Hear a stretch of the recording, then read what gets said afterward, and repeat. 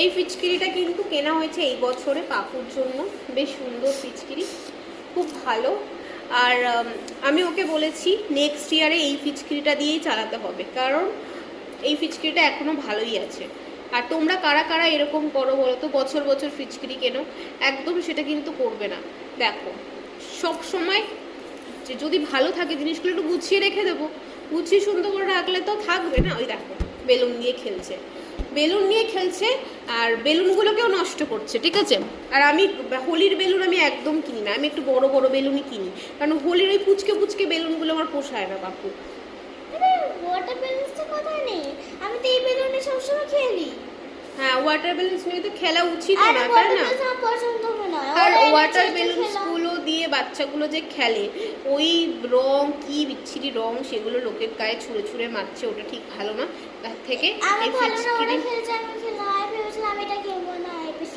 আর এই ফিচকিরিটাই আমি নেক্সট ইয়ারে পাপুর জন্য থাকবে, এই ফিচকিরিটাই খেলবো। এটা ফিচকিরি খারাপ হয়ে গেলে আবার কেনা হবে। হ্যাঁ, খারাপ হলে, জিনিসপত্র খারাপ হলে ফিচকিরি আবার কেনা হবে। টাকা কি গাছে ফলে নাকি?